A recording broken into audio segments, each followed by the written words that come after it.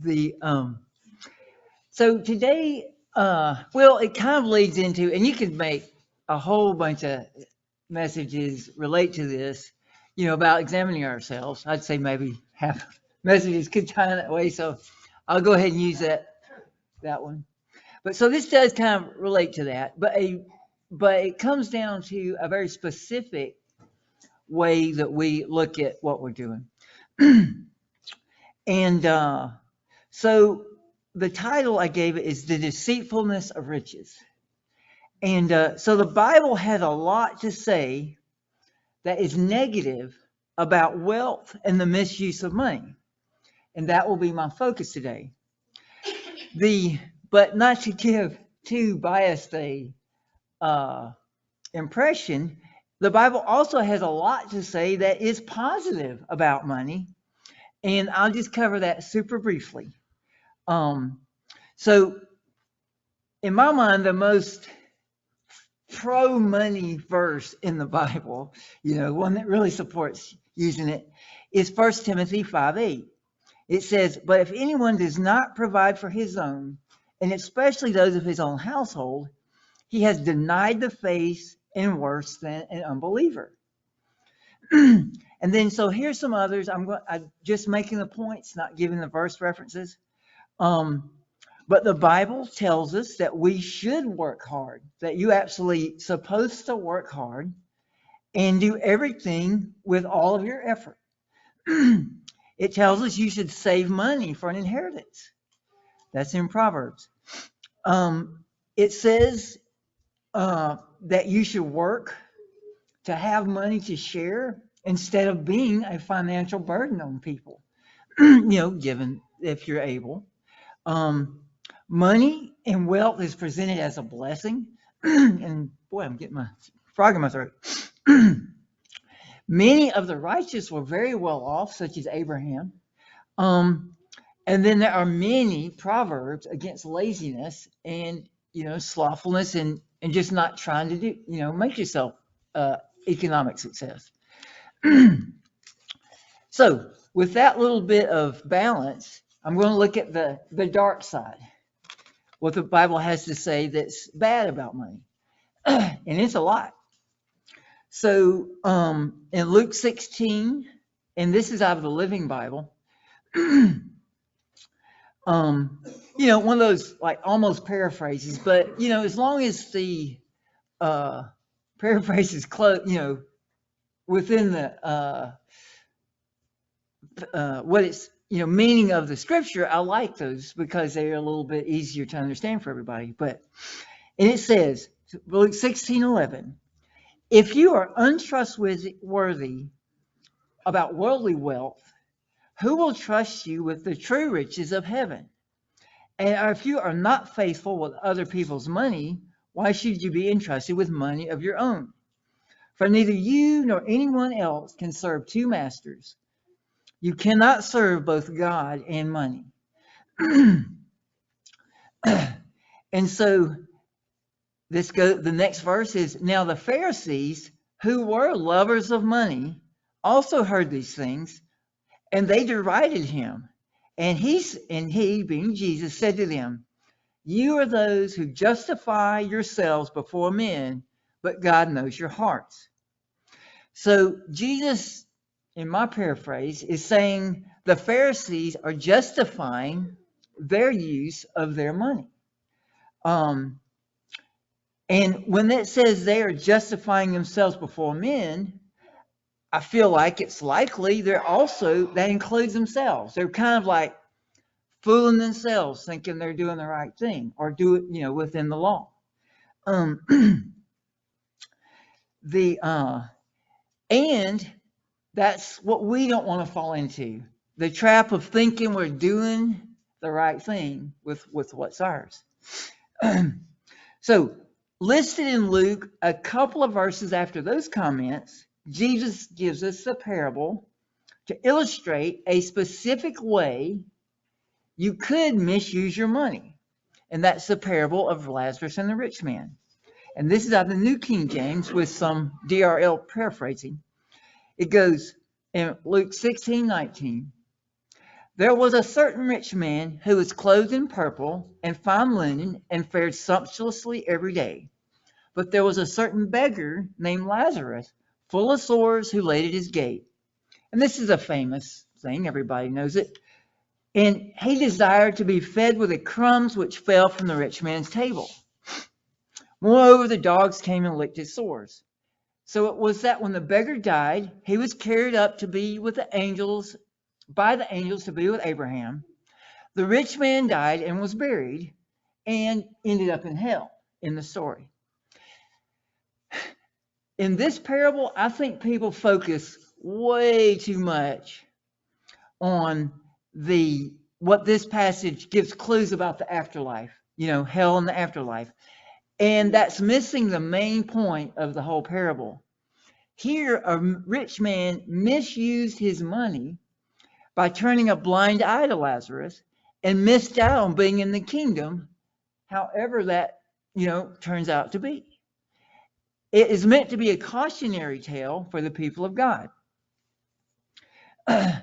So continuing the theme, the term deceitfulness of riches comes from the parable of the sower in Mark 4:18. So this is Mark 4:18. Now these are the ones sown among the thorns, those who hear the word, and the cares of this world, the deceitfulness of riches, and desire for other things entering in, choke the word, and it becomes unfruitful. So another, to me, very instructive parable is that of Luke 12 and starting in verse 15.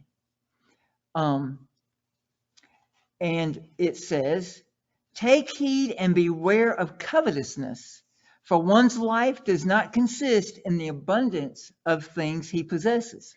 So the point of this passage is covetousness. I mean, it just says it right there, beware of covetousness, which is a fun word to say. And then it starts with a parable, Luke 12:16. "The ground of a certain rich man yielded plentifully, and he thought within himself, 'What shall I do, since I have no room to store my crops? I'll do this. I'll pull down my barns and build greater, and there I will store my crops and my goods. And I'll say to my soul, Soul, you have laid up goods for many years. Take your ease, drink, and be merry.' But God said to him, 'Fool, this night your soul will be required. And then whose will those things be which you have provided?' So it is he who lays up treasure for himself and is not rich toward God. For where your treasure is, there also your heart will be." And I skipped down a good bit of verbiage there. So one thing I find interesting about this parable is that it expands on what we normally think of coveting. Normally when we think of coveting, we think of you wanting something that someone else has. And yet, this rich man is shown of being guilty of covetous, of the spirit of covetousness, but the crops are his crops, right? The problem, so you can covet something that technically belongs to you, is what I get from this parable. That's just a understanding that is not like off the cuff if you define covetousness. The problem is even though he's already rich, he just had a bumper crop and he got richer than he thought he was going to be. And he could think of nothing more than providing for himself. And it didn't even occur to him that he could use his excess wealth to help his fellow man. Okay, Matthew 19. And this is right after Jesus' interaction with the young ruler, in which he suggested that young ruler should give up his possessions. Then Jesus said to his disciples, "Assuredly, I say to you that it is hard for a rich man to enter the kingdom of heaven. And I say again to you, it is easier for a camel to go to the eye of a needle than for a rich man to enter the kingdom of God." And then in 1 Timothy 6:17, it says, and this is Paul, giving advice to Timothy. It says, command those who are rich in this present world not to be arrogant, nor put their hope in wealth, which is so uncertain, but to put their hope in God, who richly provides us with everything for our enjoyment. Command them to do good, to be rich in good deeds, and to be generous and willing to share. In this way, they will lay up treasure for themselves as a firm foundation for the coming age, so that they may take hold of the life that is truly life. So far, a bunch of those verses I read have targeted the rich. It says, the rich will not. And so we probably think those verses don't apply to us.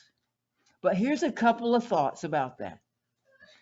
I think those of us who are doing pretty well, and I know that doesn't include everybody that might hear this, but those of us that are doing pretty well in the 21st century would compare very favorably with the rich of the first century.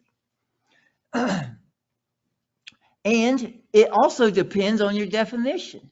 Using a little thing Neil gave the other day, are we rich compared to Paul Allen? Well, no, but neither was Scottie Pippen, who is rich by, comparing to us. But we are rich if you compare it to, say, the average citizen of Haiti or Somalia, which they get like $1,000 a year average or something. I mean, it's horrible how poor some of those countries are. So as part of this study, I've come to believe that those verses that are cautionary to the rich do apply to me.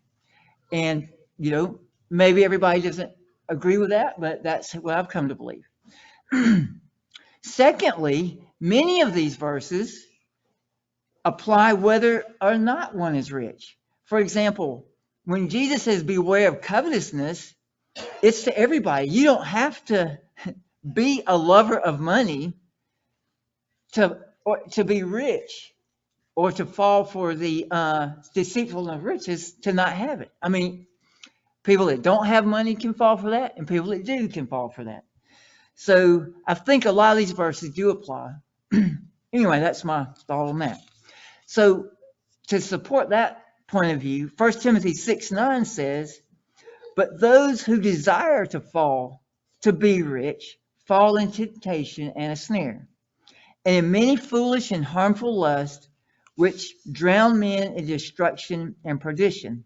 For the love of money is a root of all kinds of evil, for which some have strayed from the faith in their greediness and pierced themselves through many arrows.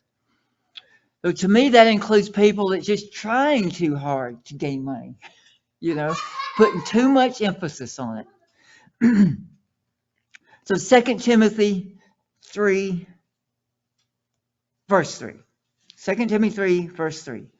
But know this, that in the last days perilous times will come, for men will be lovers of themselves, lovers of money, lovers of pleasure rather than lovers of God, having a form of godliness but denying its power.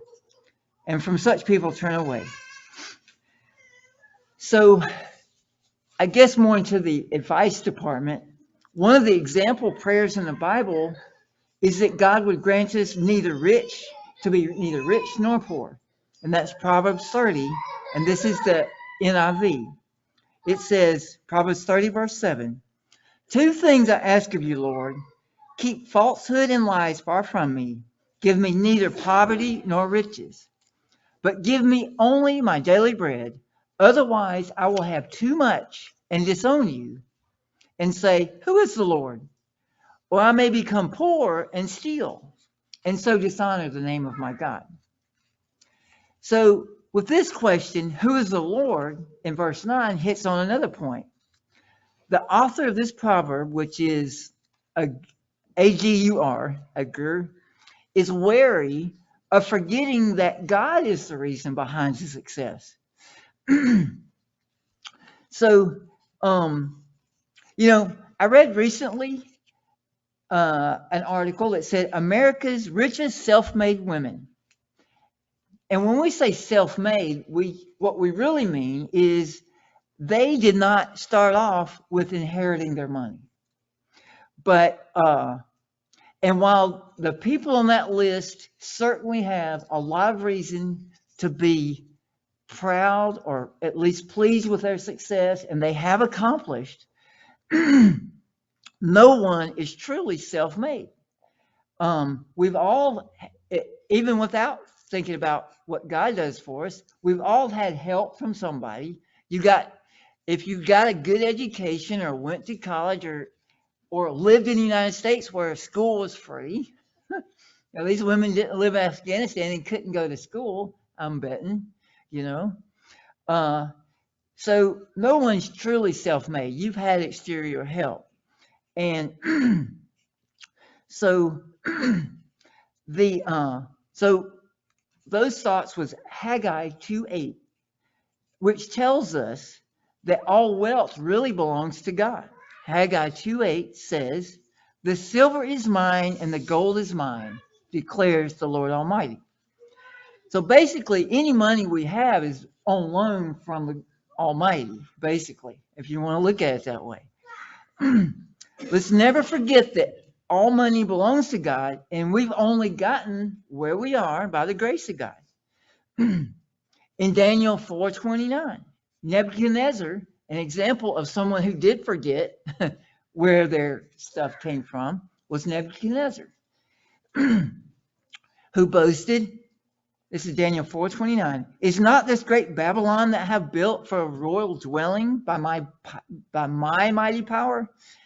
And something about that phrase just really set God off. It's like, okay, you can build idols and all this other, stuff he was doing, but that claiming that he did it all really set God off. So God cursed him to 7 years of living like an animal, to humble him and to remind him that, no, I put you there and I needed a powerful Babylon. And so that's why you're there. And, I didn't look this up, but later on, Nebuchadnezzar did realize that and gave God more of the credit later once he got his senses back. So for one last point, let's look at Luke 16:11 again, but from a different angle. And the angle is, one of the ways we are being tested in this life is how we use money.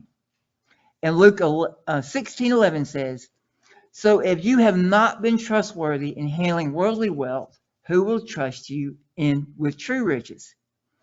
So to me, part of the exam, basically God's giving us, is how we handle money. And part of that exam is how we share it. So here's a few places in the Bible that talks about sharing with the needy. Isaiah 58:6. "Share your food with the hungry and open your homes to the homeless and poor. Give clothes to those who have nothing to wear." Proverbs 19, verse 17 in the English Standard Version. "Whoever is generous to the poor lends to the Lord, and he will repay him for his deed." Acts 20:35. "In all things I have shown you that by working hard in this way, we must help the weak and remember the words of the Lord Jesus, how he himself said, 'It is more blessed to give than to receive.' But if anyone," and then more blessed to give than to receive. And then 1 John 3:17. "But if anyone has this world's goods and sees his brother in need, yet closes his heart against him, how does God's love abide in him?" And lastly, Deuteronomy 15, verse 10 says, this is talking to Israel about their poor. "You shall give to him freely, and your heart shall not be grudging when you give to him, because for this the Lord will bless you in all your work and all you undertake. For there will never cease to be poor in the land. Therefore I command you, you shall open wide your hand to your brother, to the needy, and to the poor in your land." So the way I got thinking about this topic is recently we just got to where our budget improved by several $100s a month. And, at first I was thinking, about what we could save that for. And then I realized, I need to put some of that in a specific budget for donations. And I mean, not talking about first tithe either. I'm talking about people that are in need.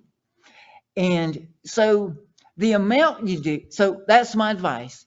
If you have a budget and it may be already perfectly good, you've got this. So, I really think a lot of people already do that. But, re-examine your budget and put an actual category for donating to the poor. And a lot of times that, the principle of the third tithe was that people gave that directly. When they came into contact with people that needed it, you had that stored up to give it directly.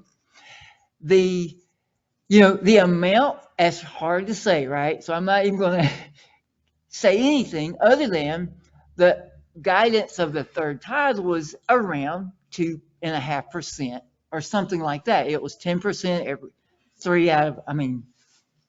every third year, and then skipping on the seventh. So just a ballpark. Now we already are through our taxes, so you kind of have to get that in. But I don't think, and I wish I looked this up, but to me, you got to go a little bit more than that. So, but we've seen, so a lot of these aren't just platitudes, in my opinion. They're the words of God. It's like, it says, if you have goods and you see your brother and closes your heart, how is God's love abide in you? And so,